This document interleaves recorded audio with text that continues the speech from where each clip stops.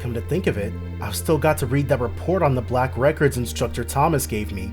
I'd forgotten about those! Maybe I should give it a read now before going to bed?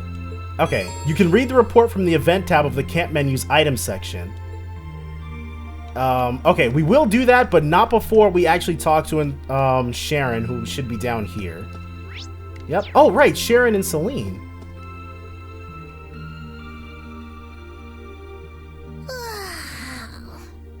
Oh, there you are.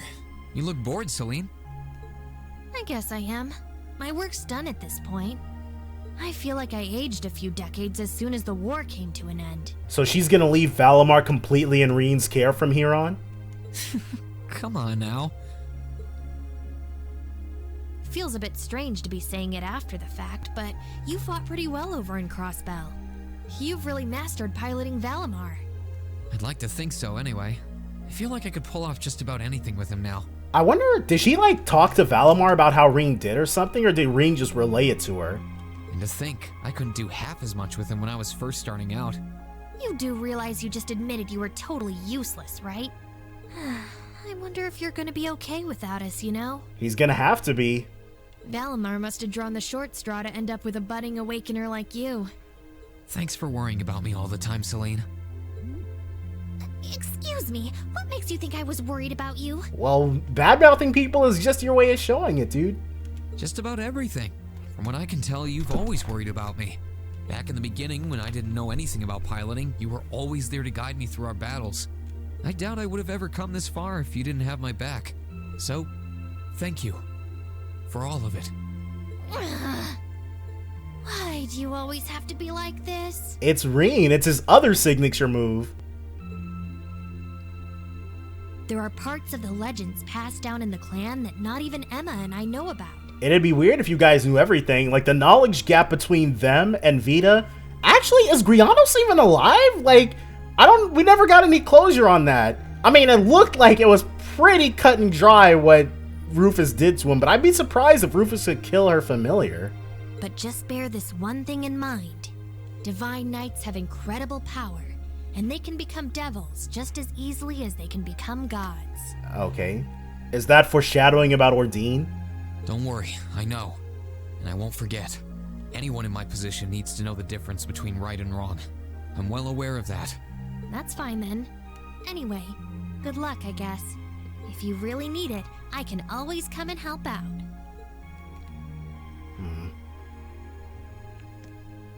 Not much more I can say other than keep on keeping on. If you ever need me, I'll be there to help you out. Yeah, things are definitely gonna get hairier for him from here, but... Oh, good evening, Master Reen. I thought you had already retired for the evening. How would you like for me to put together some supper? Another dinner? I appreciate the offer, but I think I've eaten more than I should have as it is. Your cooking really is delicious, Sharon. I was starting to miss it after not having it for so long. It was my pleasure to cook for all of you again, so I pulled out all the stops with this one. Yeah, this is probably gonna be our last big meal together, I'm guessing. Seeing all of you happily indulging my handiwork always makes every second of preparation worth it. Is something the matter, Master Reen? Wow, she cottoned on before you could even say it. Oh, I was just thinking about how you haven't changed a bit. I'm not sure it's my place to ask, but is everything alright over at Ouroboros? Reen is now decidedly playing on the opposite team, so I don't know if she should really tell him anything, or if she's even going to. I can't help but wonder after how things turned out. Vita seems really shocked. I'm afraid I haven't a clue. No word of what's been happening in the society has reached my ears since then. Seriously, there is no structure to that group whatsoever. I have no idea where the second Anguis is now. Nor do I know what happened regarding the Phantasmal Blaze plan after the Chancellor declared he was taking it over. Something tells me that Sharon is probably telling Reen the literal truth right now. And quite frankly, none of it is my concern. The answers won't change who I am, and it won't suddenly cause me to shift priorities. Which is completely fine in the purview of Ouroboros. I am and always will be a proud maid of the Reinford family. Not because of the freedom we enforcers are granted, but because that is simply who I am. Much Much like how you being the Ashen Chevalier doesn't change how you are also a proud member of Class 7. I suppose you're right. And no matter what happens to you in the future, never lose sight of who you really are. Coming from Sharon, dude. Steep words. I respect it. It's almost time for me to return to Ruhr. But should you ever need me again, I will gladly rush to your side. Thank you, Sharon. I'm glad you can stay here for a while longer. Wow. No matter what may happen, never lose sight of who you really are. Please know that I will always support you, however, no matter how far apart life takes us.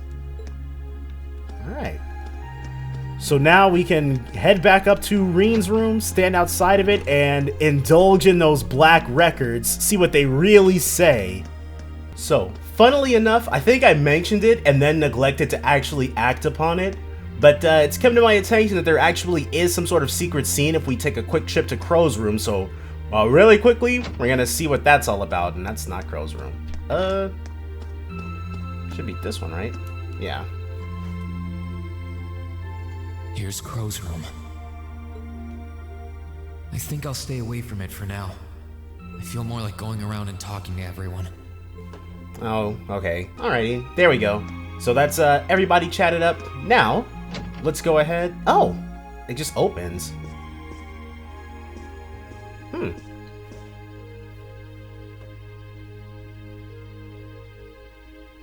Is there even anything in here? Yeah, it's completely barren. And yeah, that did happen. You're all going to be in for some tough times ahead. I can't go any farther now. But you can. So keep going forward. Crow's final words changed our path forever. Oh, so I guess Crow's the one who inspired everybody to pretty much leave behind Class 7. No. It's more like they gave us the encouragement we needed to step onto the right one. We only get one life, and we're the only ones who can live it. Ain't that the truth? Thanks, Crow. I might not be leaving the Academy to pursue some noble goal like the others are, but I'll do what I can here. Although, if I have to keep taking time off for trips like that one to Crossbell, I can kiss my attendants goodbye. Well, I can try to make it so I'll never be in danger of repeating a year. Unlike a certain someone. Hey, yeah, but Crow's focus was never on graduating.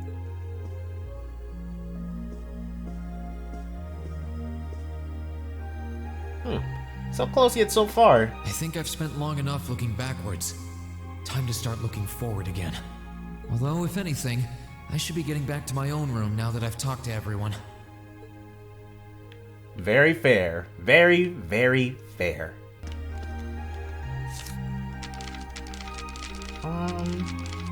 Books. Here we go.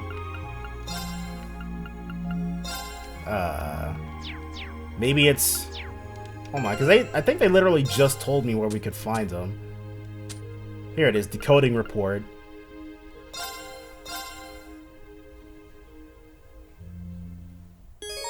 All of the black records in the notebook were updated.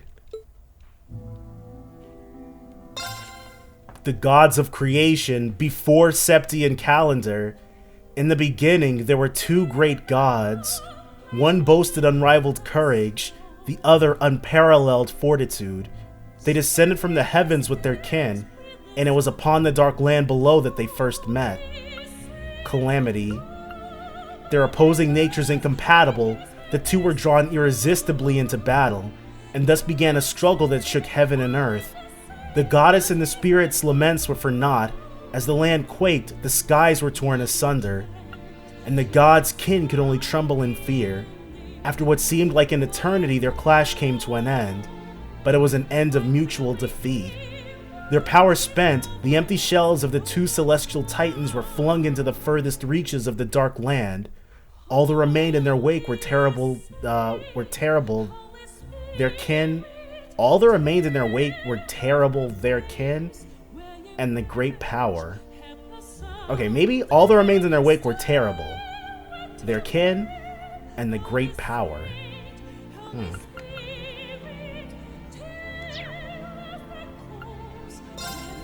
The Dark Dragon, year 371 Septian Calendar. Wow. So over, like, because it was the previous one was before Septian Calendar, and now we're almost 400 years after that. 200 years after Heimdall was first founded, ruin rose on monstrous wings from the depths of the earth. Its name was Zoro-Agruga, the Dark Dragon, who we fought the bones of in the first game. A malevolent creature of terrible power, it spread a miasma throughout the capital that turned Heimdall into a city of the dead. But the horrors did not end there. The evil dragon desecrated the corpses of the fallen, taking control of their bodies and using them to attack those who remained alive, further increasing the legions of the dead. The emperor at the time, Astorius II, was forced to flee the city with what remained of his household and citizens. Together, they retreated south and established a new capital in the land of Saint Arc. Through 100 years and 6 more emperors, the bane of Heimdall went unchallenged. It was the 7th, Hector I, who resolved to recapture the city. Time had proved an ally to the beast, however, and the dragon's influence had spread over the surrounding area like a plague. Undaunted, Hector I led an army of brave knights into the necropolis in an attempt to free it. But though their hearts were steadfast, their arrival was met by legions of powerful fiends, and their efforts seemed doomed to end in failure. It was then that Hector I had a fateful encounter with none other than the great Vermilion Knight, Testarossa. So at some point between then and now, the Divine Knights had already come into being. The Divine Knight recognized Hector I as its master, and bolstered by its immense power and countless weapons, the Emperor moved once again on the city into the decisive encounter with the Dark Dragon. The battle shook the city to its core, and at the end the Vermilion Knight was victorious. The Scourge of Heimdall, the Dark Dragon, was defeated. However, the price of victory was steep. The corrupted blood that flowed from the dragon claimed Hector's life and defiled even the knight itself, placing a curse upon it. Oh, so the Testarossa was a good knight, but then the noble Testarossa became the Crimson Calamity, a demon with 1,000 weapons that only reacts to the blood of the Arner family, a destructive force on par with the Dark Dragon that, should control of it ever be lost, would threaten the world and all who live in it. It was sealed deep underground, never intended to again see the light of day. Meanwhile, a new city rose from the ashes of the old, and people once again began to gather in Heimdall. And that was when the Vermilion capital that endures to this day was first built. So that was roughly 900 years ago. Crap.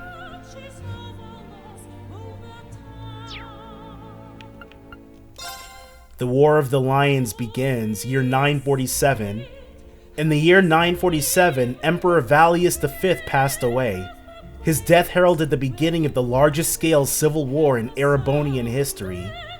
Valius V was a ruler with a somewhat debaucherous reputation, and is said to have had countless wives and concubines. To further complicate the matter of succession, many of those wives came from prestigious noble families, all of whom began competing for power and wanted their offspring to take the throne. Within days of Valius V's death, Crown Prince Manfred, the son of his first wife, was assassinated by an unknown party. Wow, that sucks. Following the death of the Crown Prince, the fourth prince and son of the first Emperor Valius's secondary wives, Prince Orthros, seized the capital by force. Once in control, he declared himself the new emperor and began purging all those who dared to oppose him. The coup set off a succession of counterclaims, and 3 other princes also named themselves to be the new emperor. Backed by the powerful noble families of their mothers, the competing princes ignited a bloody 5-year-long civil war, and thus the War of the Lions began. So Orthros and 3 other princes. At first, the princes' armies were largely equal in terms of strength. It wasn't until Orthros, who would later come to be known as the False Emperor, revived the being that had long been sealed into the city that the balance of power shifted. Okay, so now we're getting into the backstory of those visions that Reen was having then. The Testarossa, the legendary Vermilion Knight now tainted by the blood of Zoro-Agruga, saw the light of day once more. With its unmatched strength under his control, Orthros decimated his greatest competition in one fell swoop, and the 5th prince, Gunnar, was defeated. It seemed inevitable that the armies of the other princes would share the same fate, but it was at this pivotal point that the war took yet another surprising and sudden turn. This unexpected development came in the form of another great knight, the Palatinate Knight. The famed champion was acquired by Prince Lucius, the 6th and youngest of the feuding brothers, and with its power he was able to defeat the army of the brilliant strategist and 2nd Prince Albert. No one's mentioned Dreichel's yet though. Victorious and backed by the knight's power, Prince Lucius was poised to challenge Orthros. Prince Gunnar and Albert's armies, however, were not completely wiped out and decided to join forces with one another in order to oppose the other princes. It was thus that the war became one fought by 3 separate groups: Prince Orthros with the Vermilion Knight, Prince Lucius with the Palatinate Knight, and Princes Gunnar and Albert, who had no knight but compensated with their sheer numbers. The War of the Lions had been raging for 2 years now, and the chaos only worsened by the day. Erebonia seemed fated to fall into ruin and darkness, fitting, perhaps, for a nation that takes its name from Erebos, who's the Greek god of, was it darkness? I'll have to replay Persona 3 The Answer.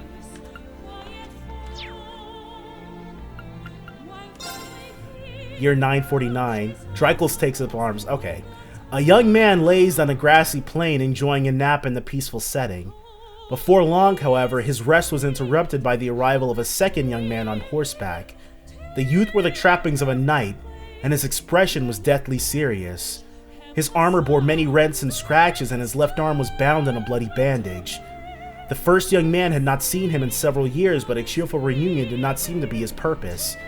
"You were right after all," the second man said gravely. "At this rate, the Empire's days are numbered." At this, the first young man rose from the grass. He was none other than the 3rd prince of the Erebonian Empire, Prince Dreichel's. As a man with no claim to the throne due to his commoner mother and shunned by the other highborn princes, Dreichel's had long since left Erebonia behind, wandering from place to place and whiling away his days. 3 years prior, he had reached the land of Nord, where he had remained ever since. Though left to his own devices since childhood, his nature was noble and he was quickly accepted by the people of Nord and lived peacefully among them. But while he had left his homeland, he had not truly abandoned it in his heart. During his wanderings, his mother had passed away, but while she lived, she had told him of something that would remain with him for the rest of his days. The blood flowing through you will not allow you to turn your back on the Empire's suffering. Prince Dreichel's had turned those words over in his head again and again. What could a powerless vagrant like himself truly hope to do? The knight's arrival, however, signified 2 things: that the war continued to worsen, and that Erebonia was on a certain path to ruination. His mother was probably correct. Hearing the knight's words, he decided that enough was enough. He could ignore the pain of his countrymen no longer. That knight, incidentally, was called Roland. He was a childhood friend of Dreichel's and his confidant. He was also the man who Dreichel's had left in charge of things in his place before leaving the country. Prince Dreichel's set about preparing to depart, but before he could finish, he was met by several of the tall knights of Nord, their cross-shaped spears in hand. They too were close friends of Dreichel's, and they volunteered to accompany him and Roland, fearing that the 2 men alone would not stand a chance. The next morning, the prince departed the village, a mere 17 men under his command. They bade farewell to the people of the settlement, and its elder wished them well.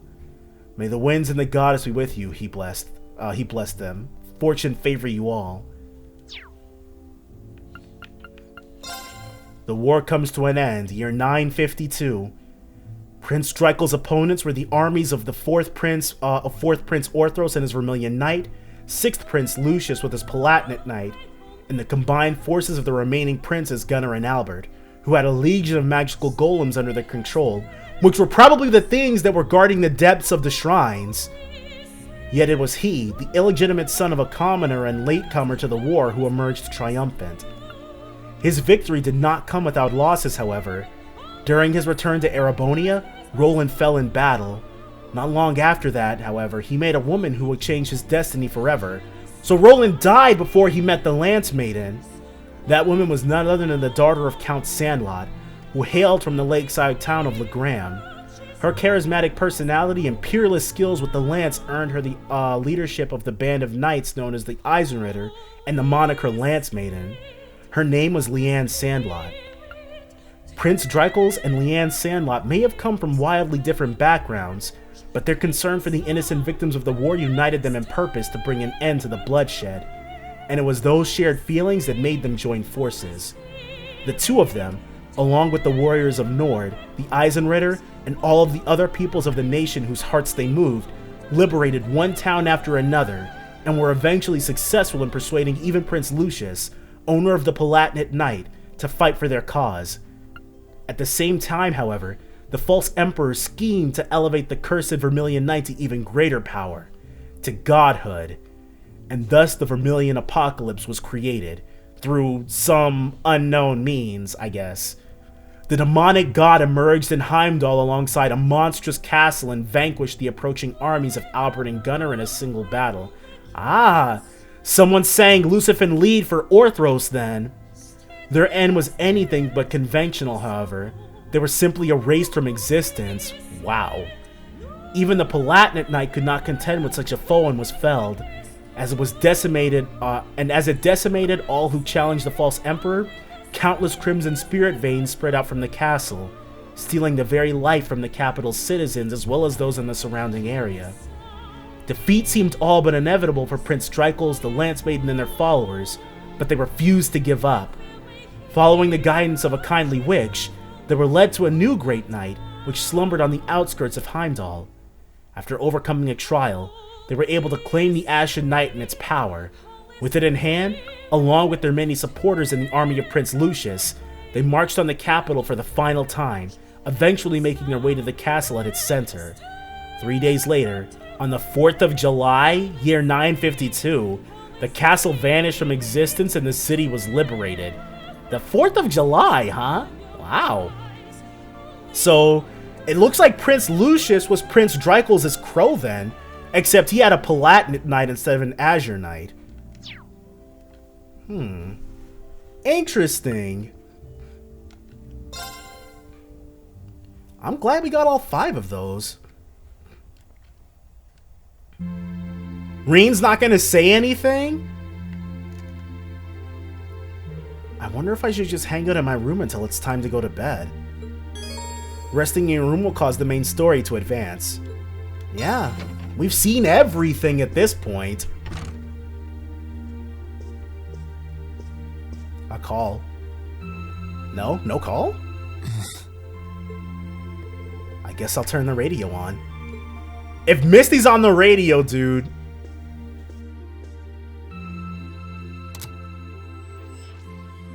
In finance, the annexation of Crossbell has seen shares in Erebonian companies increase at an exponential rate across the board. And despite the Reinford Group announcing sweeping changes to its board members, its strong forecast for the next fiscal year is... Yeah. It's time for the start of a brand new program here on Radio Trista, coming at you promptly every Sunday. I call it Abend Time after the word for evening. Oh, such a long time ago. Might be a little cliched, but sometimes simple is best, right? Clichés are clichés for a reason after all. Anyway, my name is Misty and I'll be your host. I wonder where Vita is now. I get the feeling she actually enjoyed doing Abend Time, but it's not like she could have ever kept going after all this. There's the call. Huh? I wonder who that could be. Hello? This is you, isn't it, Reen? Oh, it's our little sister. Elise? Yes, it's me. Sorry for calling you like this so late in the evening. I'm not bothering you, am I? Oh, not at all. I'm just not used to you calling me. Are you calling from school?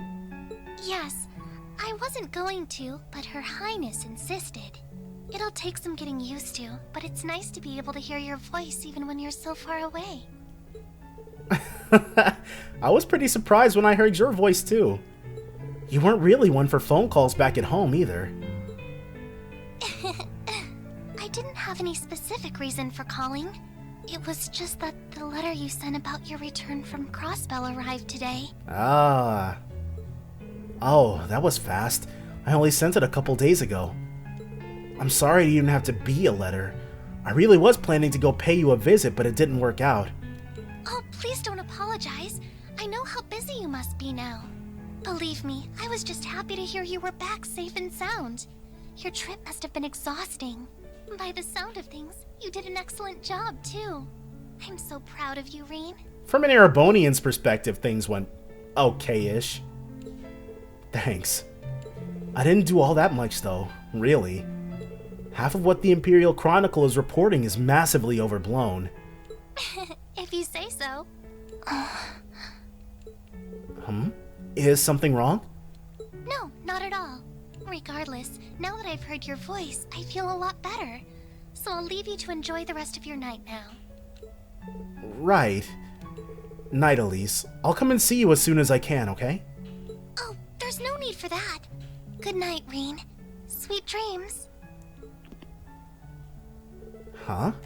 She seems somehow odd. Really? I got the impression she was just doing her I have it bad for my big brother thing. Well, she's probably just nervous talking on my phone. It was kind of awkward for me when I started using one too.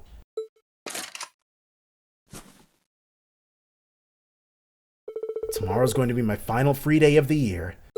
I guess I should do all my prep work for next week today so I can make the most of it. Now I wonder, The Legend of Heroes Trails of Cold Steel 2. They gave us a legitimate, it's pretty much like we're back at the first day.